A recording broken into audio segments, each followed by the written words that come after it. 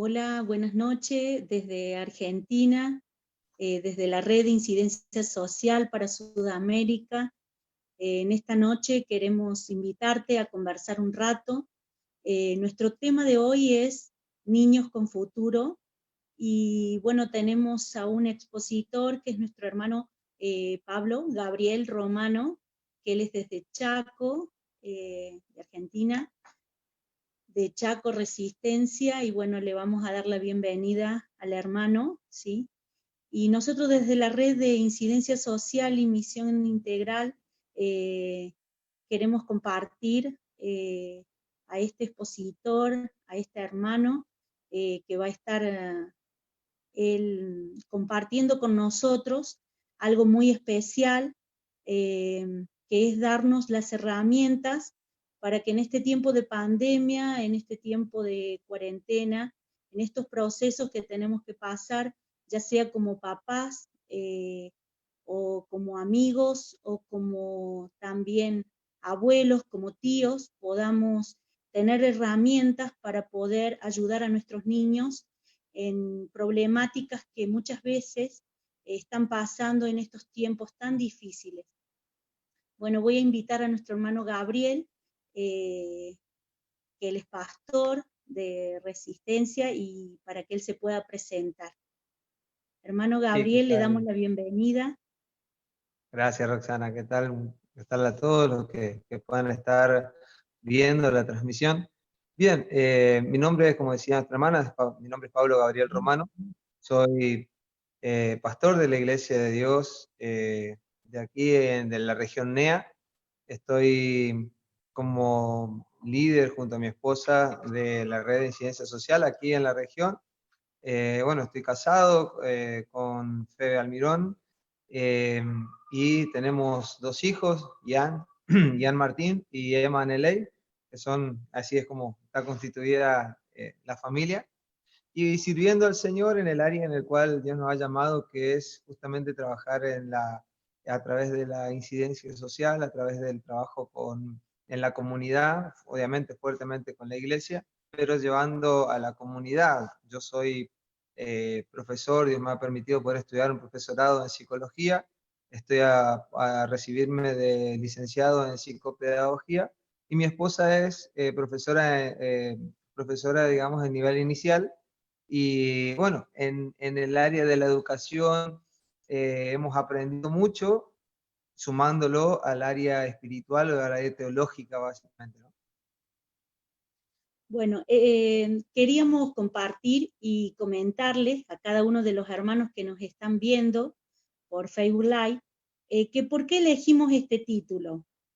El título este decía Niños con Futuro, y lo elegimos con un propósito de que esta entrevista nos dé unas herramientas que sabemos que no solamente nosotros podemos como papás, podemos también como maestros, como docentes, podemos usar estas herramientas en favor a los niños, sino también para concientizar bueno, a nuestra querida audiencia de que muchas veces los niños pasan problemáticas muy difíciles y en las cuales ellos no saben cómo salir de eso. Yo quería compartir algo muy breve. Yo estoy trabajando hace muchos años, estoy trabajando en una ONG, en un hogar de niños, en una organización no gubernamental, y estas problemáticas nosotros las hemos visto, que son problemáticas desde el abuso, desde el maltrato, y hace muchos años comenzó en el corazón de una misionera, comenzó la idea, ¿sí? Y la visión de este hogar de niños. Y bueno, y nosotros desde la iglesia de Dios local de Barrio Las Violetas, en Córdoba capital, estamos en una zona urbana muy peligrosa, una zona roja, y allí vemos todas estas problemáticas, eh, problemáticas que vemos diariamente, cada sábado que nosotros damos de comer a los niños. estamos viendo muchas veces a los niños de una manera que ellos saben estar, vienen muy agresivos desde la casa y a veces con mucho dolor necesitan que los escuchemos, que los mimemos. Y bueno, ahora en este tiempo de pandemia solamente damos las viandas a los niños y bueno, está prohibido el abrazo, pero muchas veces una actividad que les damos, una palabra de Dios, puede reconfortar el corazón de estos niños. Pero este tema de niños con futuro, el que habíamos puesto, fue como un disparador, porque nosotros sabemos que si hay niños con futuro, en un futuro va a haber hombres con valores, ¿sí? Después, hace mucho tiempo que, bueno, nosotros en esta ONG que estamos trabajando, hemos visto muchos papás que ya son grandes, que eran niños muy pequeños en la ONG, y estos papás que ahora vemos, sinceramente, tienen muchos problemas como hombres grandes, ¿no? Que ya son, y sus familias a veces son ensambladas, a veces pasan momentos difíciles, ya sea porque carecen de muchas cosas, pero un día fueron niños, y estos niños recibieron muchas problemáticas, tuvieron muchos, como quien dice, azotes de la vida, ¿no? Y en los cuales uno de esos azotes de la vida fue el abuso y el maltrato. Ahora que ellos son grandes, repiten la misma historia con sus hijos.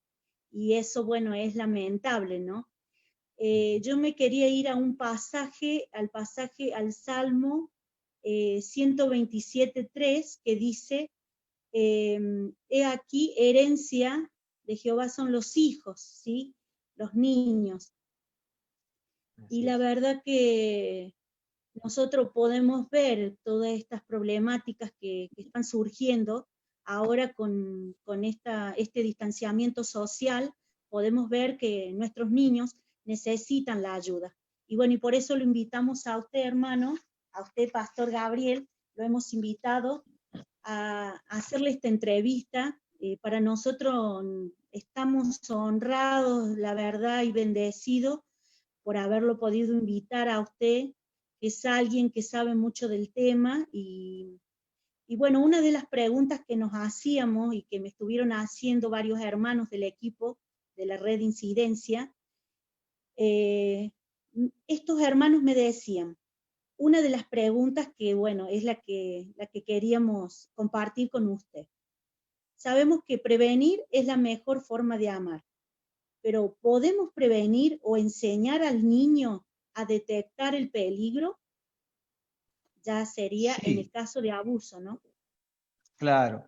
Sí, muchas veces nosotros le tenemos miedo a poder, a ver cómo hablar con un niño, o sea, qué le podemos contar y qué no. Y, y lo bueno que los niños están prestos a recibir, y sobre todo a recibir de aquellos a los cuales ellos tienen afecto. O sea, fuertemente los que tienen que hablar primeramente sobre esta prevención son los padres, son aquellos referentes afectivos más grandes o principales que tiene el niño. El niño va a buscar primeramente, el niño o la niña va a buscar primeramente en sus padres, ¿sí? Ese mensaje de prevención. Luego, cuando comience a ir a la escuela o al jardín, lo va a comenzar a enfocar en su maestra, pero siempre el referente afectivo, o sea, con la persona con la cual ese niño o niña ha nacido, se ha criado, digamos, en sus primeros años, va a ser el que, digamos, el cual va a escuchar.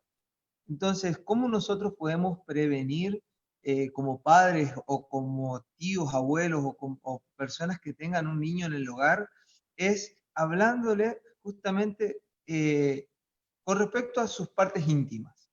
¿Cómo prevenir, digamos, el abuso? Es que el niño y la niña sepan que hay lugares que nadie les puede ni mirar ni tocar. Si no es el papá o la mamá para limpiarle, por ejemplo, la cola, no puede haber otro. Cuando nosotros le enseñamos a un niño las partes íntimas, por ejemplo, y esto lo vemos nosotros, nosotros estudiamos junto a mi esposa los materiales de ESI, que por ahí mucho se escucha, y hay mucho, o sea, dentro del material de la ESI podemos debatir muchas cuestiones que no estamos de acuerdo, que obviamente es cuando vamos al área, a lo moral y ético, pero hay mucha información que es muy interesante y muy buena poder compartir. Por ejemplo, hay una información que es que las partes íntimas, enseñarle a un niño chiquito que las partes íntimas son aquellas partes que cubren, por ejemplo, la bikini en las nenas y el calzoncillo, por decir una manera, en los nenes. Entonces, cuando uno le dice, por ejemplo, a un niño o una niña, mira, estas son tus partes íntimas, ¿cuáles son? Las que cubre, por ejemplo, en la nena la bombacha y el corpiño sería tipo la bikini, y en el nene el calzoncillo. Estas partes íntimas nadie te puede tocar, nadie puede tocar, nadie te puede mirar, nadie te puede pedir que les muestres, porque eso está mal.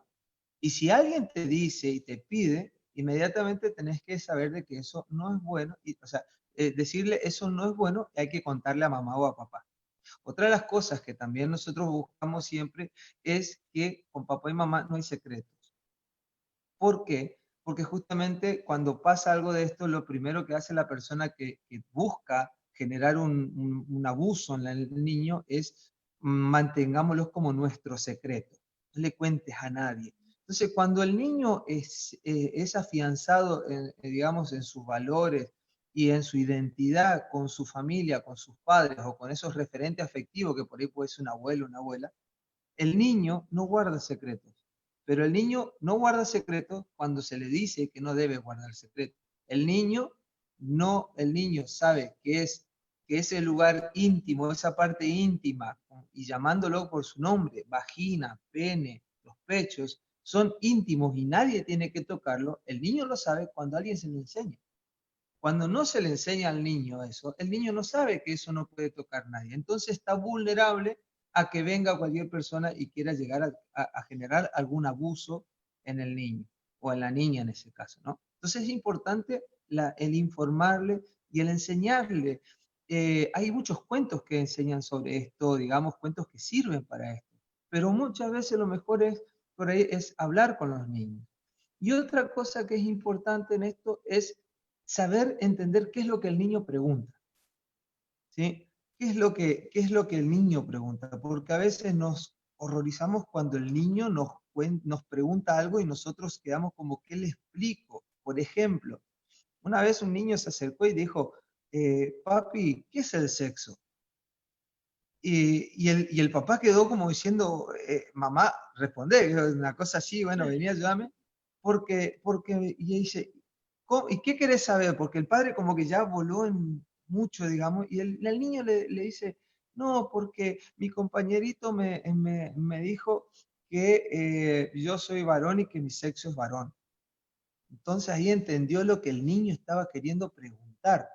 Estaba hablando, y no que ya el padre como que alguien ya le está hablando del sexo, alguien le está hablando de esto, y ya comenzó como alguien quiso abusar a mi hijo, como que voló en la imaginación, un papá como preocupado. El niño simplemente quería saber qué significaba ser varón o mujer, qué significaba el sexo entre varón y mujer, ¿no? O sea, esas cuestiones, por ejemplo, ¿no? Son cuestiones que hay que tener cuidado.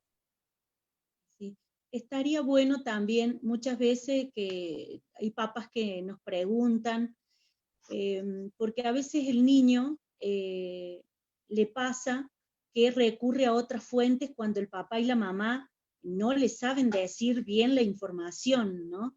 Exactamente. Decirle bien las cosas por su nombre. Y bueno, ellos recorren, vamos a decir, otras fuentes, desde el internet o desde sus amiguitos, ya sea en la escuela o bueno, en nuestro caso, en la ONG. Exacto. Hay una cosa que nosotros podíamos ver en nuestros niños, que también entre ellos, usan una manera de bullying, por ejemplo, de nombrar las partes del cuerpo a otros niños. O sea, los nombran así.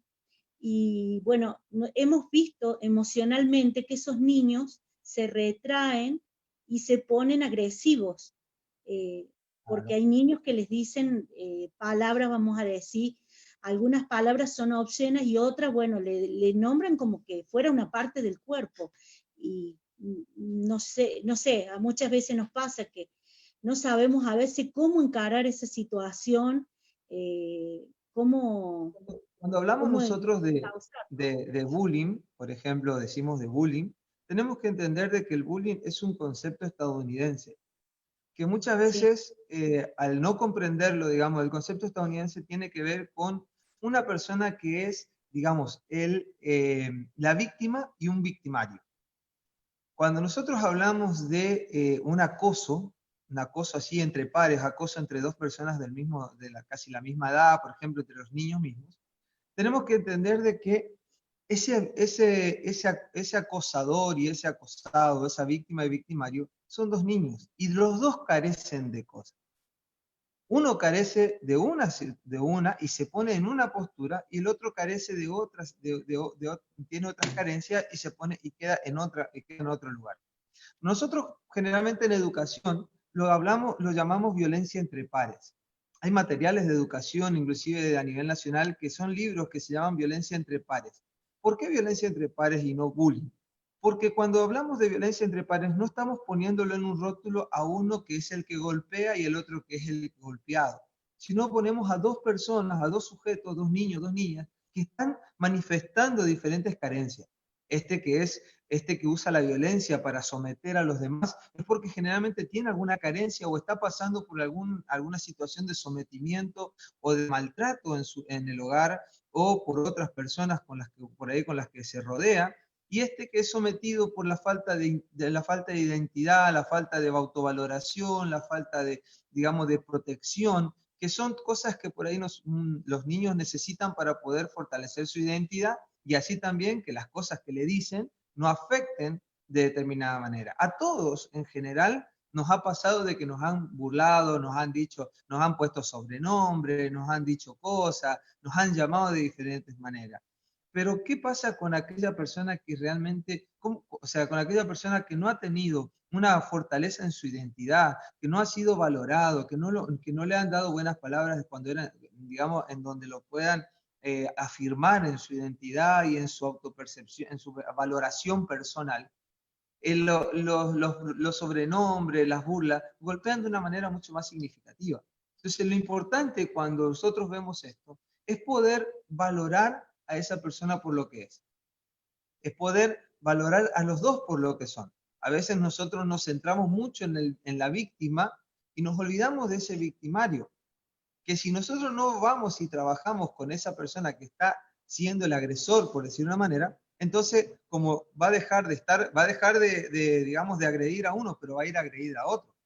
Porque va siempre, si no se trabaja con ese otro sujeto, siempre va a estar buscando a quién agredir porque está necesitando tener a alguien a quien someter para sentirse con autoridad, para sentirse como valorado, para sentirse como el más fuerte, por decir una manera. Entonces, cuando hablamos nosotros de esto, lo planteamos, por ejemplo, como una violencia entre pares. ¿Qué hacer entre esta situación cuando hay una situación? Primeramente, entender el contexto y el por qué suceden las cosas. Comprender a la familia, comprender a uno y en su familia, y al otro y a su familia, y comenzar a trabajar con los dos de manera individual, buscando, digamos, individual, pero buscando ver por qué, cuál es la causa, ¿sí?, de que uno es agresivo y de que el otro es tan, digamos, maltratado o le afecta tanto una burla, una cargada, porque a veces no son cargadas pesadas, a veces por ahí es una cargada que no es tan pesada, pero le afecta mucho. Entonces, si bien afecta. no debería haber cargadas, pero ver por qué le afecta tanto. Porque, como le digo, a todos nos han cargado cuando éramos chicos. Ahora, a mí no me afectó, gracias a Dios. Mis padres yo he podido tener una crianza en donde me han ayudado a tener una autovaloración propia y que las cargadas no me afecten de determinada manera. Pero hay otros que no. Entonces, ahí es donde debemos nosotros de ver cuál es la causa, dónde nace, por qué le afecta, por qué el otro es agresivo, por qué quiere llamar la atención de una forma violenta. Porque los niños replican lo que ven. Un niño no va a hacer algo que no lo vio. Y en esto también tener cuidado cuando vemos nosotros, por ejemplo, en el abuso. Que un niño dibuje cosas dibujos, digamos, digamos, dibujos obscenos, o que juegue con juguetes de formas en las cuales esté llevando prácticas que uno ve que no son naturales de un niño de esa edad, también es cuestión de prestar atención a eso. Cuando un niño es agresivo y violento, ¿dónde ve tanta agresividad? ¿Dónde ve tanta violencia para llevarla a la práctica? Porque una cosa es que sea violento, digamos, puede decir, bueno, mira mucho dibujito, mucha tele de violencia. Pero eso es una fantasía. Cuando un niño comienza a pegarle a alguien y comienza a maltratar con la violencia de la fuerza, tiene que ver muchas veces por lo que ve o por lo que vive personalmente. Es así, hermano. Hay algo que nosotros también queríamos preguntar, ¿no? De que estuvimos algunos hermanos del equipo de la red de incidencia que me estuvieron pasando un par de preguntas y algunas dudas. El abusador y el maltratador, ¿han sido niños abusados y maltratados? ¿O a veces pasa por otro lado? ¿No? Mire, no siempre el abusador ha sido abusado. No siempre el que maltrata es porque ha sido sí o sí en la niñez maltratado. Tiene que ver, hay muchas cuestiones que pueden ser, y acá entra un poco más fuertemente, puede hablar un psicólogo sobre esto, ¿no? Porque no siempre ha sido abusado, pero sí ha tenido, obviamente, que una persona que se cría en un ambiente en donde, digamos, tiene contención, tiene acompañamiento, los padres son figuras presentes, va a una escuela, o sea, hay menos probabilidades que sea o un abusador o un maltratador. Siempre va a haber alguna cuestión, digamos, que va a generar algo que va a romper, digamos, ese hilo que hay, digamos, entre lo que se puede hacer y lo que no se puede hacer, entre lo que está bien y no, pero no siempre, o sea, podemos decir que en una gran mayoría sí, pero hay chicos, por ejemplo, porque también tenemos que darle vuelta a la pregunta. No todo chico o chica que ha sido abusado terminará siendo un abusador. ¿Se entiende? Entonces ahí también hay que ver. No toda persona abusada termina siendo abusador.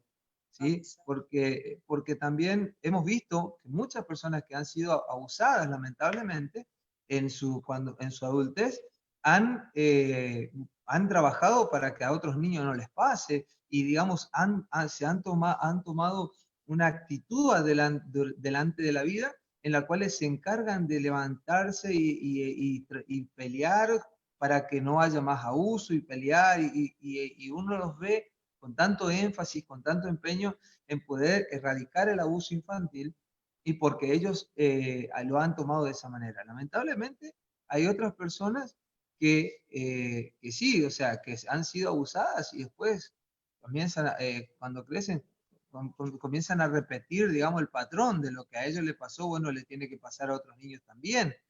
Pero esto no es, digamos, 100%. Hay personas que nunca han sido abusadas y que terminan siendo abusadores.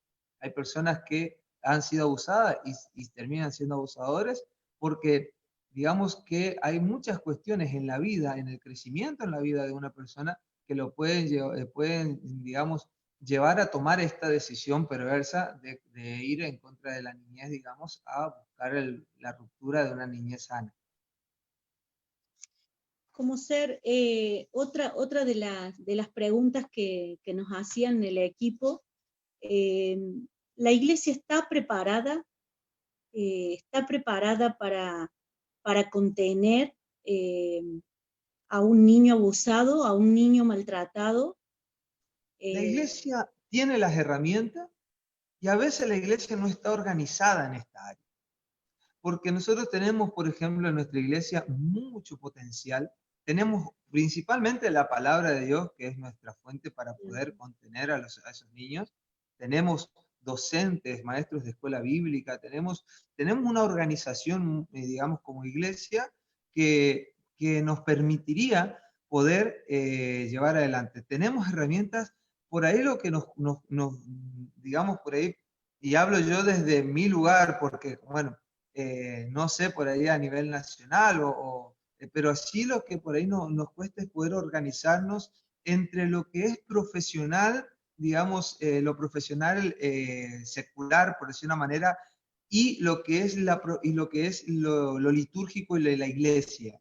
Poder traer a ese profesional que conoce sobre leyes, que conoce sobre la psicología infantil, que conoce sobre, digamos, qué tener en cuenta, que conoce sobre materiales que, por ejemplo, que tiene UNICEF, que tiene en educación, para poder formar, digamos, y trabajar de manera más específica. Por ejemplo, nosotros hemos aprendido a través de charlas con UNICEF, con las cuales tengo muchas diferencias en muchos temas, digamos, pero hay en este tema del abuso infantil que me ha parecido muy interesante, donde comenzaron a enseñarnos eh, a los docentes. Yo en ese momento estaba como formador de docentes en esta área, digamos, del abuso infantil, contra el abuso infantil. Era cómo detectar y qué hacer cuando un niño comienza a contar de que ha sido abusado. Entonces nos decían, por ejemplo, y esto es material bueno, yo gracias a Dios lo tengo, pero que está en internet, digamos, de UNICEF, que es sobre el abuso infantil. Y nos decían, por ejemplo, si un niño comienza a hablar, la persona que escucha es la persona que se tiene que quedar ahí. Por ejemplo, si un niño en la iglesia entra y está la maestra de escuela dominical y le dice, quiero hablar con usted, la maestra tiene que tomarse el tiempo para hablar con ese niño. Y más si es un niño que por ahí los padres no vienen a la iglesia, si es un niño que viene solamente por el copeo, por la escuelita dominical, cuando un niño se sienta y comienza, y yo le quiero contar, y comienza a contar, es porque primero ha encontrado en esa persona una persona, digamos, importante para él, ¿sí? Esencial para él. Él ha puesto allí su confianza, una persona de confianza. Y comienza a contar, y comienza a decir, yo quiero contarle que me pasa esto, esto, esto. Ahí, ni por más que una persona te estén contando lo más horrible del mundo para tu vida, UNICEF, por ejemplo, nos enseñaba y nos decía, ustedes tienen que tener una cara como si fuera, decía ellos, como cara de póker, te decían, como si fuera una cara de nada. No te tenés que sorprender, no tenés que abrir grandes los ojos, no tenés que hacer gestos, no tenés que decir, ay, no, no me cuentes, ay, por Dios, pobrecito, no tenés que decir nada, tenés que escuchar. Tenés que escuchar y tenés que prestar a escuchar. ¿Qué hacemos después? Decía este. Ese niño ya te contó a vos. A veces nosotros decimos, ay, vení, ¿sabés qué? Vení, vamos a hablar con el pastor y contarle al pastor lo que te pasó, porque uno queda horrorizado a veces con ese mensaje al que le ha tocado escuchar, que un niño o una niña te cuente que ha sido abusado o abusada. Los niños cuentan lo que quieren contar y uno tiene que dejar que el niño se exprese lo máximo posible. El Y tiempo del cuando niño. termina de contar, ya está, ya te contó a vos, no hace falta que el niño lo vuelva a repetir en ningún otro lado. ¿Qué hacemos nosotros muchas veces? Agarramos y le llevamos al niño que le cuente a otro, que le cuente a otro. En la escuela, ¿qué hacen? Le cuenta a la maestra, vení papito, contale lo que me contaste a mí a la directora. El niño no cuenta nada, porque el niño puso su confianza en esa persona, en el docente, o en la maestra de escuela dominical, o en el líder, o en el pastor. Y una vez que el niño habló, inmediatamente nosotros tenemos que comenzar a tomar todas las medidas legales. Y para eso tenemos que conocer, tenemos que saber, y ahí nos tenemos que involucrar. A nosotros nos ha tocado, como familia, involucrarnos y tener una persona en nuestro hogar, digamos, porque tuvimos que involucrarnos en una situación de posible abuso, porque también eso es otra cosa. Así Siempre hay es. que creerle al niño. Pero nosotros, por ejemplo, cuando dice, uy, tenemos que denunciar, nosotros tenemos que denunciar un posible abuso, un posible caso de. Y eso, todas esas herramientas que yo le estoy comentando, están, por ejemplo, en los materiales de UNICEF, están en las leyes, y que nosotros la tenemos, y que está bueno poder organizar a la iglesia. La iglesia tiene las herramientas, tiene sobre todo la confianza de los niños, porque a la iglesia vienen los niños, los padres, a ver, en todas las iglesias los padres los mandan a los niños, ni los acompañan. Cuando hay copeo, cuando hay escuelita dominical, nosotros tenemos una escuelita de fútbol y tenemos una juegoteca, digamos, de niños entre 1 a 5 años y una escuelita de fútbol con más de 100 chicos. Los padres los mandan a los chicos. Y nuestro profesor digamos, y los que están a cargo de la escuelita de fútbol hoy en día, son personas que los chicos le tienen mucha confianza. Entonces, ellos han logrado captar esa confianza en el niño. Y la iglesia tiene eso. ¿Y qué es lo fundamental? La iglesia tiene tiene la confianza de los niños. En una iglesia que le abre la puerta a los niños, tiene la confianza de ellos. Ellos se meten, yo, por ejemplo, salgo a caminar por el barrio en donde me ven, los chicos me gritan, pastor, pastor, y no son chicos de que vengan a la iglesia, son chicos que van a la escuelita de fútbol. Y me conocen como el pastor de Martín, de Ale, que son los que están a cargo de la escuelita. Y en donde me ven me gritan, pastor, pastor, te reconocen, se evidencian y reconocen el lugar. Y eso es fundamental para la iglesia. La iglesia tiene, ¿sí?, el potencial para hacerse cargo. Lo que necesita la iglesia es muchas veces organizarse con aquellos que tienen herramientas profesionales, por decir una manera, en el ámbito secular, que puedan traer y que podamos nosotros hacer uso de ellas.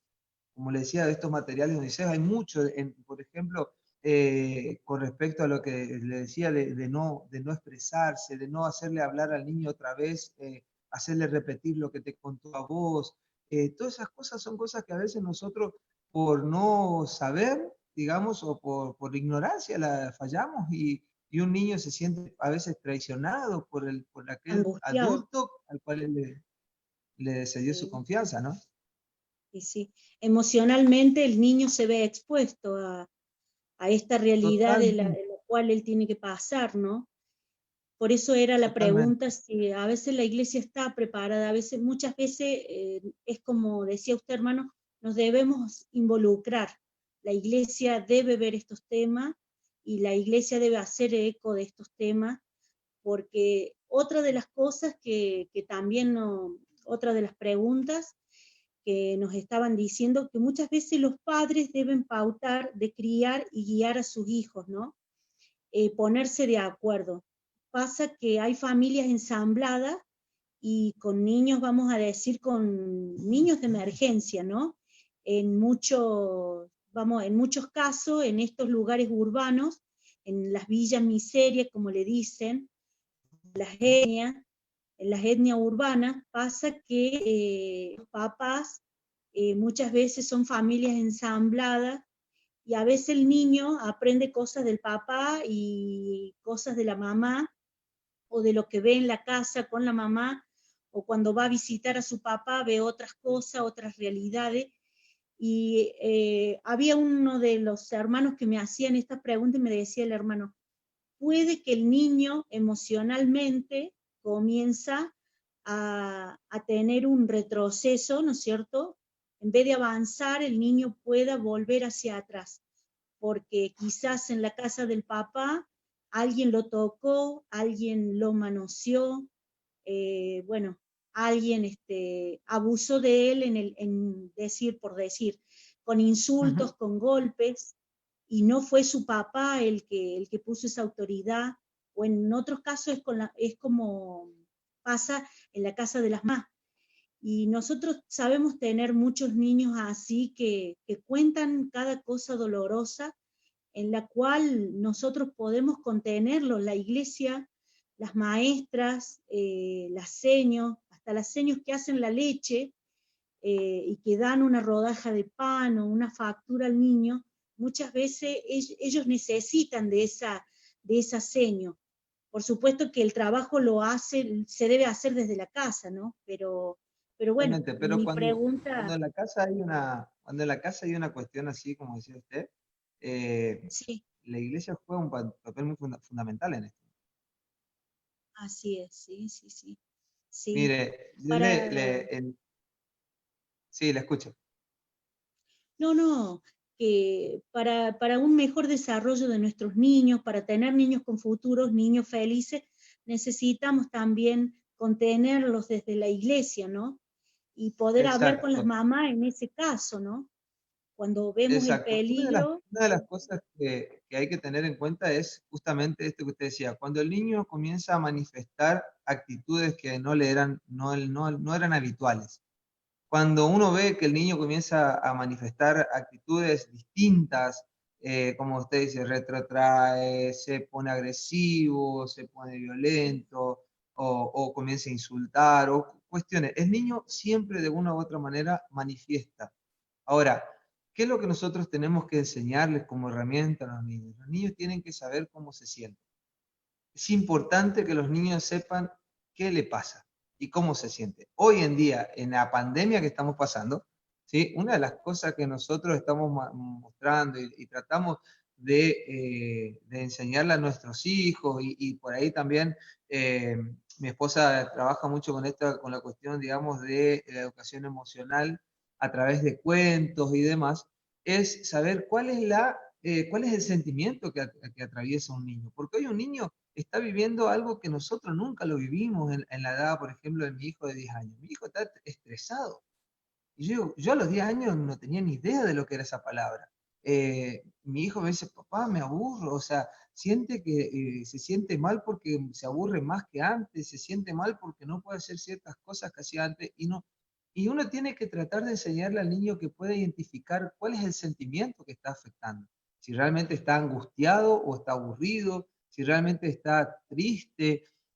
A veces, hoy en día vivimos en un tiempo en el cual parece que no debemos estar tristes, no podemos estar tristes.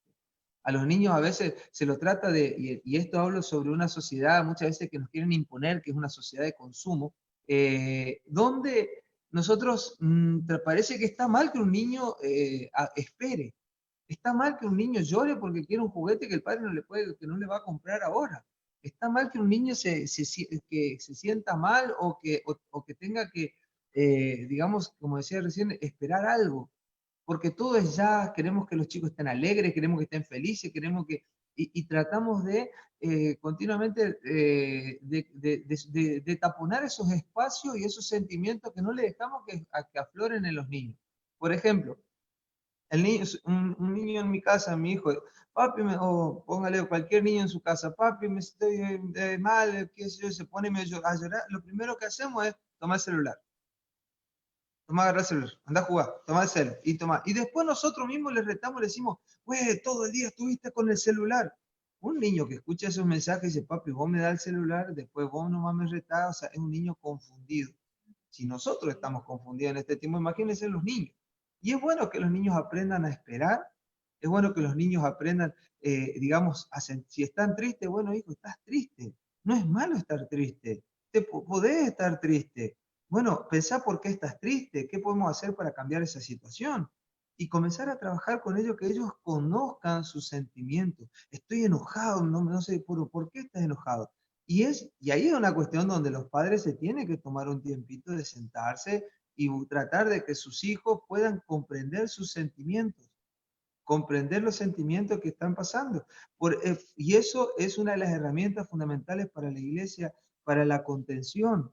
La iglesia tiene que contener, pero también tiene que enseñar a los chicos que ellos tengan que identificar, así como hablaba recién de saber cuáles son nuestras partes privadas que nadie tiene que ver ni tocar, como para prevención del abuso, también saber cuáles son nuestros sentimientos, digamos, cómo me siento hoy, que si estoy contento, por qué estoy contento, si estoy triste, por qué estoy triste. Estas cosas, digamos, que no son malas y que todos debemos de vivir. Si un niño viene y está triste en la iglesia, uno dice, bueno, vamos a hacer todo payasada para que él se ponga alegre. No, preguntémosle por qué está triste y acompañémoslo en su tristeza y acompañémoslo en su alegría. Un niño, la iglesia tiene, digamos, dos cosas importantes que puede hacer para poder fortalecer y para poder saber de que está influyendo en unos niños que tengan un futuro, digamos, prometedor, futuro lindo.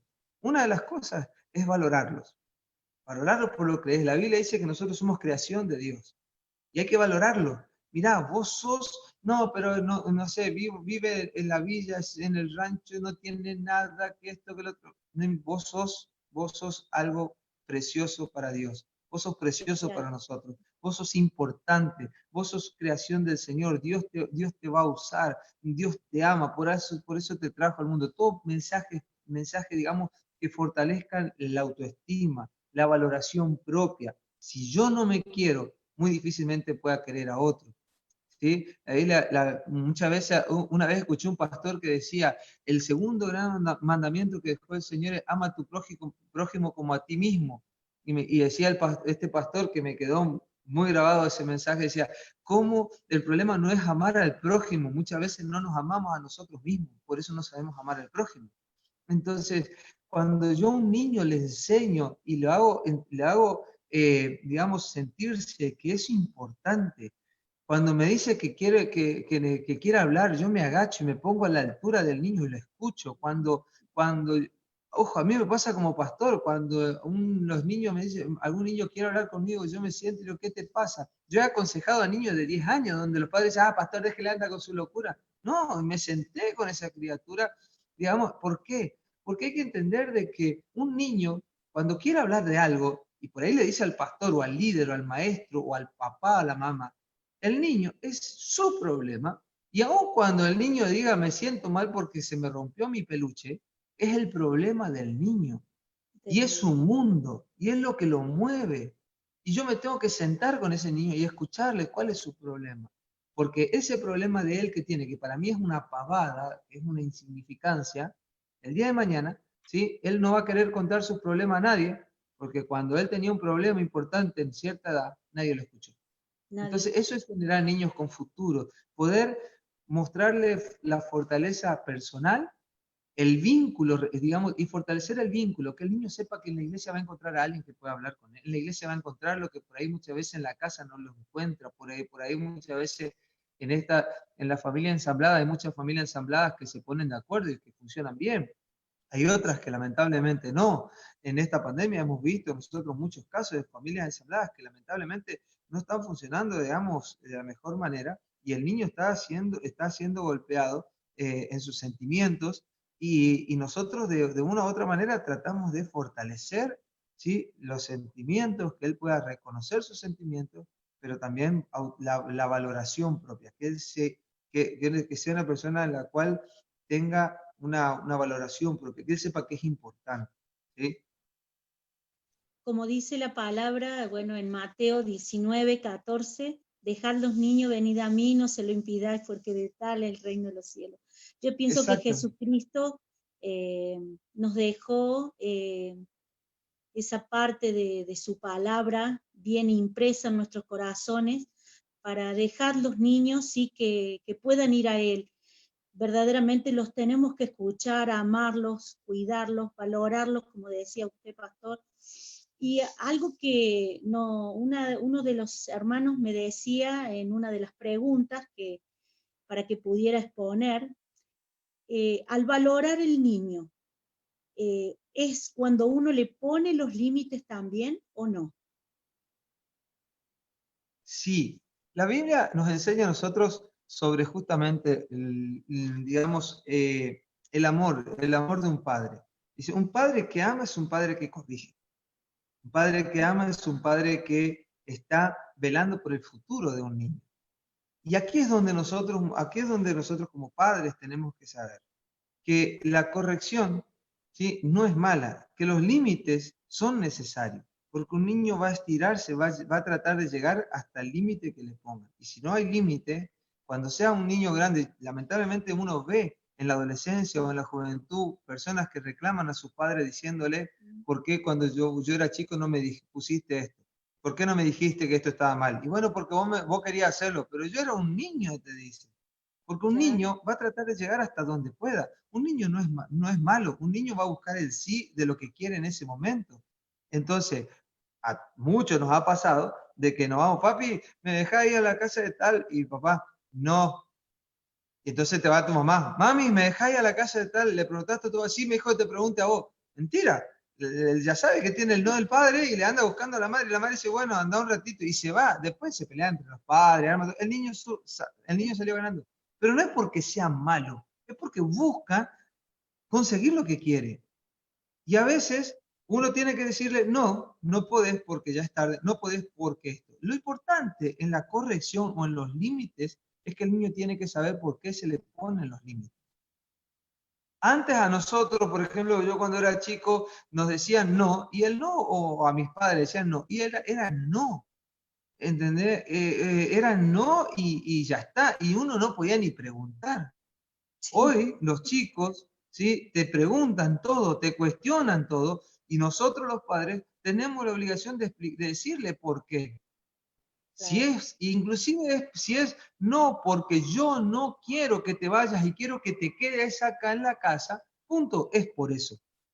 Entonces, por ejemplo, yo le digo a mi hijo, y mi hijo me dice, papi, ¿puedo ir a tal lado? No. Y me dice él, ¿eso es literal? Y yo en mi vida le había dicho a mi papá si es literal o no es literal. Esa palabra la aprendí de grande, digamos, y mi hijo con 10 años me la está diciendo, y yo le digo, hijo, le dije que no, y le tengo que explicar por qué, porque él necesita saber por qué. Hoy los chicos necesitan saber por qué. O sea, los chicos hoy tienen, digamos, a mano toda la información a través de Internet, manejan Internet mejor que nosotros, se sí, mueven en un mundo totalmente con mucha información. Ahora, lo que nosotros tenemos que saber es poder darle la información necesaria, pero también poder decirle los por qué de las cosas. Si yo a mi hijo le pongo un límite y le digo, hijo, vas a mirar el celular 1 hora a la tarde, él tiene que saber por qué. Entonces yo le voy a decir, quiero que mire 1 hora porque tenés ese tiempo para poder jugar con lo que vos querés. Después de esto quiero que hagas esto, porque vos tenés responsabilidades en la casa, porque vos tenés cosas que tenés que ayudar en la casa. Vos no sos, digamos, un inquilino acá, vos tenés que ayudar. Nosotros buscamos siempre que los chicos ayuden, estén activos en la casa, darles responsabilidades pequeñas, simples, pero darles responsabilidades para que ellos aprendan y también darle ciertos premios. Por ejemplo, si ha hecho las cosas que tenía que hacer, si ha hecho toda la tarea, si ha cumplido con las exigencias, por decir una manera, de la casa, que uno le va poniendo para que vayan aprendiendo, también es bueno reconocerlo y darle un premio. Y cuando uno le premia al hijo, decirle por qué le premia al hijo. Porque los chicos, como le digo, necesitan saber por qué. El no porque no, o el castigo por el mero castigo no sirve. Y los padres tenemos que ser coherentes con lo que hacemos.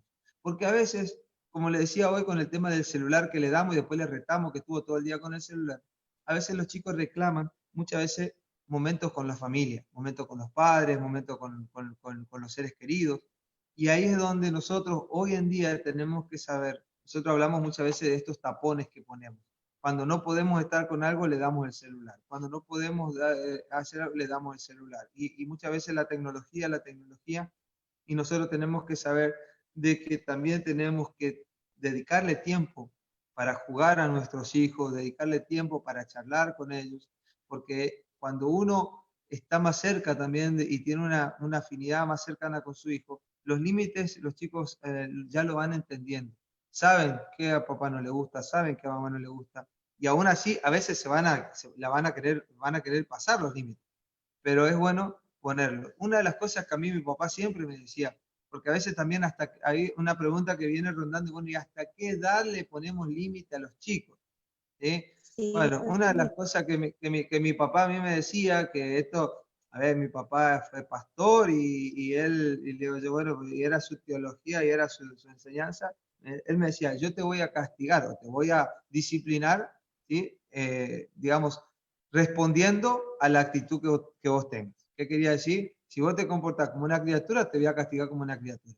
Si vos tenés 18 años y te comportás como un chico de 10, hace algo ahí, yo te voy a poner un límite como un chico de 10 años. Y te voy a poner un llamado de atención como un chico de 10 años. ¿Sí? Depende de cómo vos te comportás, también será tu llamado de atención, tu disciplina. Y eso es como a mí me Correcto. generó como un parámetro. O sea, si te pones a hacer berrinche como una criatura, me decía, siendo grandote, y bueno, te voy a tener que llamar la atención como una criatura. Y esas eran las vergüenzas que por ahí uno decía, yo no quiero pasar, no quiero que mi papá me rete como una criatura. Entonces uno va tratando también de aprender que hay límites que son necesarios, ¿sí? Que uno no es mal padre, aunque a veces los hijos traten de manipular, y esto también es importante, los chicos tratan de manipular siempre de alguna u otra manera, ¿sí? Entonces, por ejemplo, vas a escuchar a una nena, un nene que diga, me rompiste el corazón, no me querés de esto y llora, vos no me querés, y ese vos no me querés para tratar de manipularte el límite. Pero uno dice, sí, porque yo te quiero, te estoy poniendo este límite, porque yo te quiero, te estoy llamando la atención, porque yo te quiero, te estoy castigando. ¿Sí? Y otra de las cosas con respecto a los límites que quiero cerrar, es justamente cuando hablamos de que está bueno pegarle o no pegarle a un chico, ¿sí? Y yo le digo, eso ya depende de cada padre, yo no le puedo decir está bueno pegarle o no, pero yo prefiero que mi hijo le tenga miedo al cinto, a la hojota, que a mi mano, por ejemplo. La mano nunca se hizo para pegar, se hizo para acariciar a los hijos. Por eso la Biblia de última dice corrige con vara, de última, o sea, La no, varita, sí. porque yo prefiero que mi hijo le tenga miedo cuando yo me enojo y le digo, vos no estás haciendo caso y agarro el cinto y que le tenga miedo al cinto, a que yo me pare y me mire la mano y le tenga miedo a mi mano. Entonces, y la idea siempre es corrección, no es sacarse la bronca. A veces un padre deja cargarse y está tan cargado, le va mal en el trabajo, llega del trabajo la mamá o el papá, se mandó una macana el hijo y se descargan. Muchas veces ha pasado que los padres han sido muy violentos y el hijo dice, el otro día me mandé una macana más grande y me retó y ahora porque tiré el vaso al piso me pegó así. Entonces no entienden los límites, no entienden las correcciones. Entonces hay que ser coherente en ello. No hay que sobrecargarse, ¿sí? Y, güey, ya hace una semana que venía haciendo esto así, y lo que hizo el último día fue una pavada. Cuando un niño hace algo malo, hay que corregirlo, hay que ponerle límite en el momento. Hay que llamarle la atención, hay que ponerlo de penitencia, si no le pone penitencia, hay que con la ojota si le va a pegar, pero ponerlo en el momento.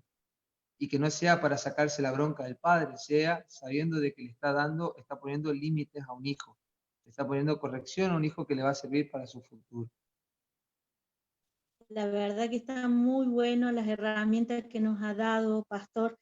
Hay una cosa que muchas veces pasa cuando un niño tiene una pérdida, pierde su papá o pierde su mamá.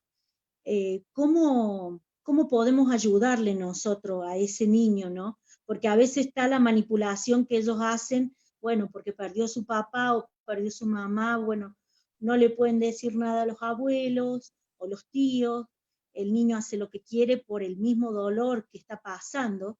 Eh, ¿Qué herramienta nos podría dar allí para poderlo ayudar al niño, ¿no?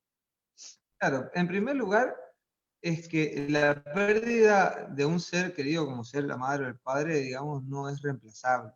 Uno no es reemplazable en una figura humana, solamente Dios puede llenar ese consolar, ese corazón.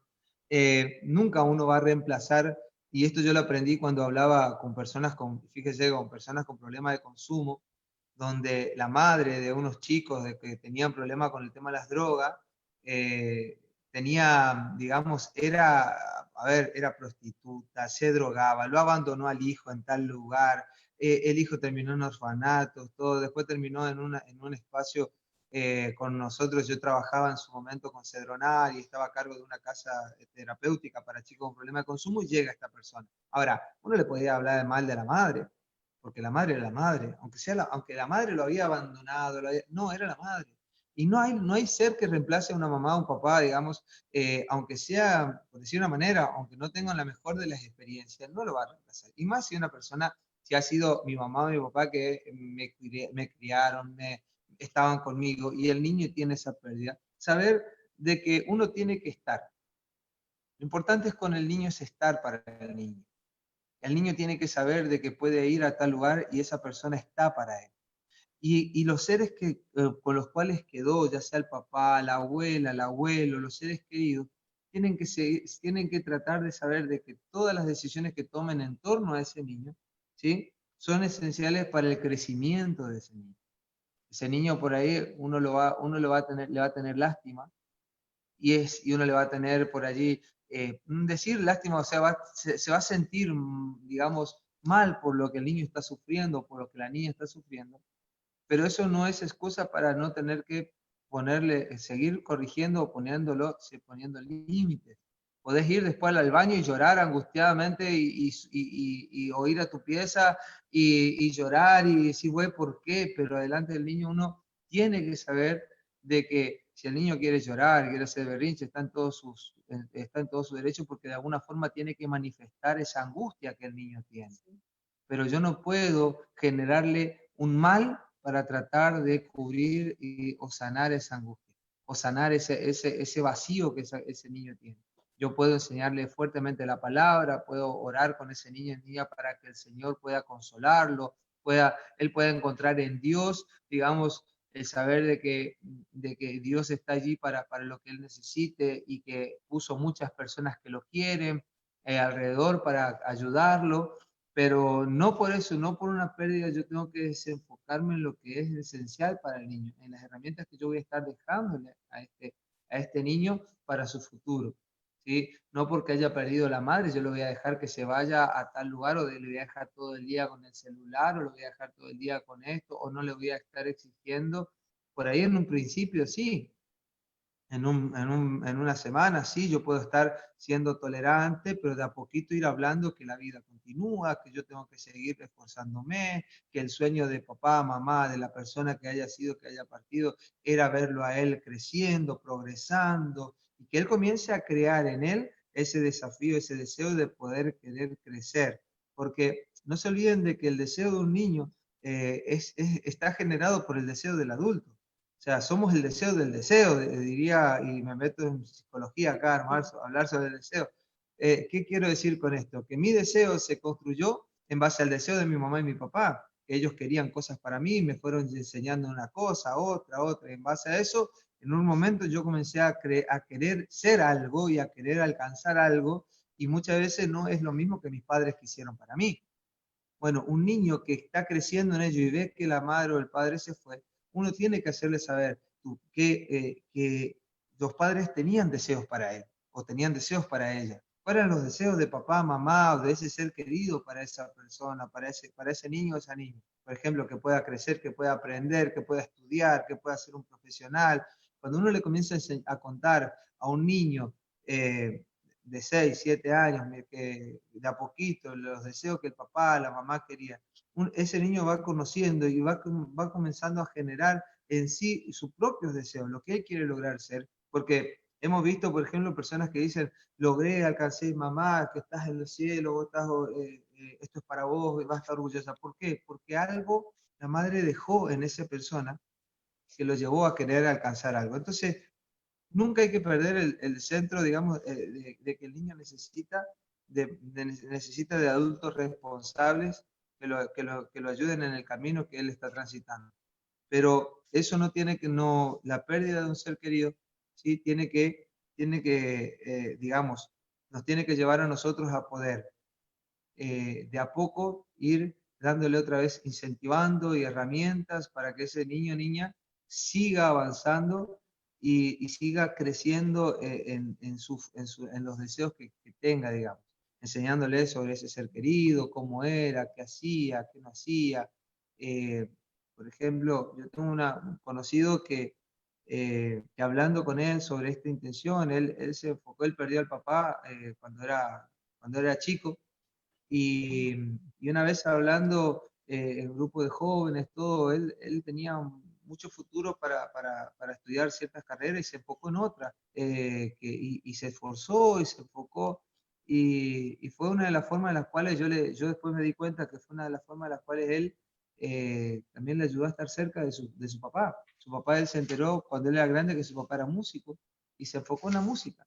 Hoy es músico, trabaja de la música, y una de las cosas que lo llevó a encaminarse por esos lados, que yo después me di cuenta y hablamos de esto, era justamente de que eso lo llevó a acercarse a su papá, una persona que perdió él cuando era chico. O sea, ese deseo del papá, digamos. Y eso es lo importante. Buscar contener, pero no olvidarse de que las decisiones que nosotros tomemos, sí, van a ser trascendentales para un niño. Nuestros niños pasan un continuo proceso y, bueno, en esta charla, en esta entrevista y en estos temas que usted ha expuesto, Pastor, prácticamente ha llenado todos los espacios, cómo debería ser un niño feliz, un niño con futuro. Y hay una sola preguntita más para poder cerrar y terminar. Cuando pasa que en todos los ámbitos de la vida, vamos a decir, en todos los ámbitos, ya sea social, cultural, sabemos que el niño pasa riesgos de abuso, maltrato, violencia y falta de límites. Pero si el niño está, vamos a decir, sus papás están separados, ¿allí también hay un duelo, pastor, o no? O ese Y antes, duelo es solamente un hoy en proceso día, corto que uno pasa.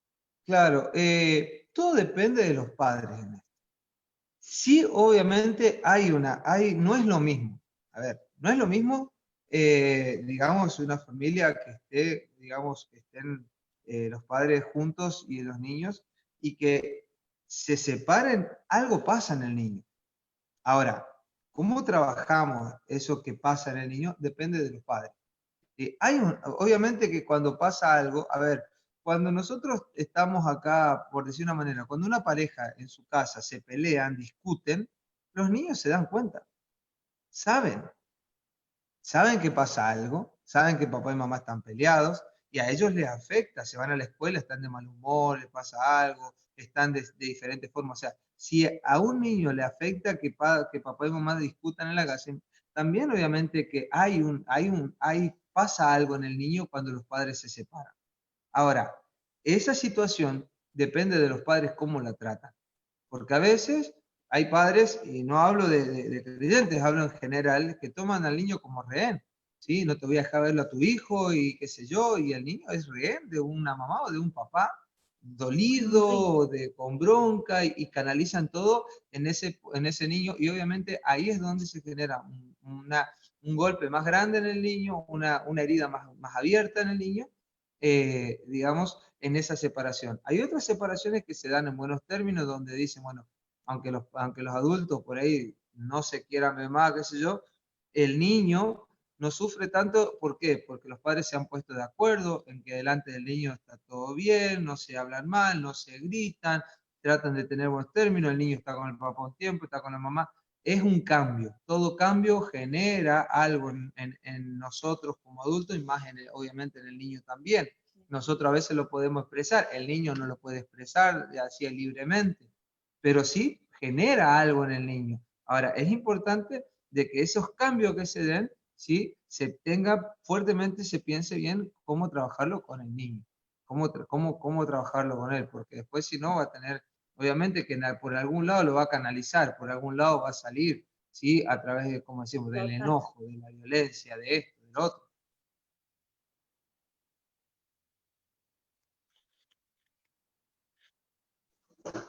Así que ay, se me quedó. Hermano Gabriel, Ahí está. gracias, Sí. gracias por habernos, vamos a decir, exponer estos temas, buenísimos los temas, la verdad que hemos aprendido mucho como papás, como hermanos en Cristo, como pastores, muchos líderes han aprendido mucho de que hay herramientas en las cuales se puede ayudar a los niños, ¿no? Así que, Así es. bueno, gracias, pastor, Y porque simplemente una cosita exponer todos antes, los temas y las algo nomás preguntas. que quería agregarle antes. Sí, pastor. En la iglesia, algo que nosotros vemos, los niños son siempre importantes en la iglesia, y es bueno que los niños tengan su lugar en la iglesia, y que lo puedan disfrutar como niños en la iglesia. A veces queremos darle lugar a los niños en la iglesia para decir que los contenemos, que están presentes, que queremos dar lugar a los niños en la iglesia, y donde los niños no son niños. Así que qué bueno que es que parte de la contención que nosotros hagamos como iglesia en el templo, en la iglesia, sea, digamos, en la cual ellos se puedan disfrutar de su niñez. Bueno, Eso por ahí pastor. quería solamente agregar. Gracias, hermana, muy No, gracias bendecido. a Y usted, pastor. Gracias por poder participar y bueno, desde Argentina hacia Sudamérica, que podamos dar herramientas en estos tiempos tan difíciles que les toca pasar a cada uno de nosotros, ¿no? Y bueno, que podamos instruir al niño, como dice en Proverbio 22:6, instruye al niño en su camino y bueno, cuando fuere viejo no se apartará de él.